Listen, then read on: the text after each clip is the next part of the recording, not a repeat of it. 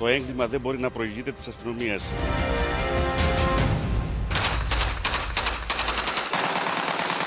Ελλάς η χώρα των Καλάσνικοφ και η Κρήτη το σταυροδρόμι της διακίνησής τους. Είναι η εικόνα που έρχεται στο προσκήνιο στον απόϊχο της σύλληψης γνωστού ρεθυμιώτη καλλιτέχνη, ο οποίος κατηγορήθηκε για συμμετοχή σε διεθνές κύκλωμα εμπορίας όπλων.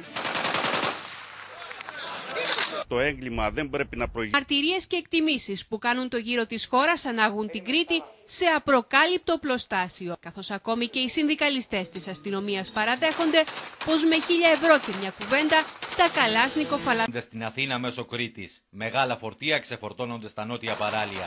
Αυτές οι πύλες θα πρέπει να κλείσουν με τη σωστή συνεργασία αστυνομίας, λιμενικού.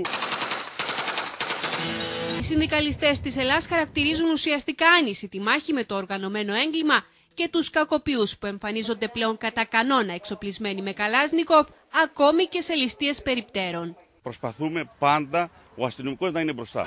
Η τέχνη, στη σύλληψη του οποίου άνοιξε και πάλι το κεφάλαιο της οπλοκατοχής και οπλοχρησίας στην Κρήτη, αφέθηκε ελεύθερος μετά την απολογία του στον ανακριτή Ζακίνθου. Εκτός από αυτή την αναφορά, το έγγραφο το αμερικάνικο, δεν υπήρχαν για αυτόν άλλα στοιχεία που να τεκμηριώνει ότι πράγματι έγινε αυτή η συνάντηση. Σύμφωνα με πληροφορίες πάντως, στα στοιχεία που έχουν κοινοποιήσει οι αμερικανικές διοκτικές αρχές, στη δίωξη οργανωμένου εγκλήματος της Ελλάδας γίνεται αναφορά και σε άλλο πρόσωπο με καταγωγή από την Κρήτη που κινείται ανάμεσα στην Αθήνα και τις εστίες της ομογένειας στην Αμερική. Ως αγίωροπος κριτικός μου είπε, και το πιστεύω έτσι, ότι δεν υπήρχε ενδεχόμενο μετά από 40 χρόνια που το μόνο που έχει προσφέρει στους κριτικούς σε όλο τον πλανήτη να τους δίνει χαρά, να κυλιδώσει αυτή την παράδοση ενασχολούμενος με μια υπόθεση όπλων.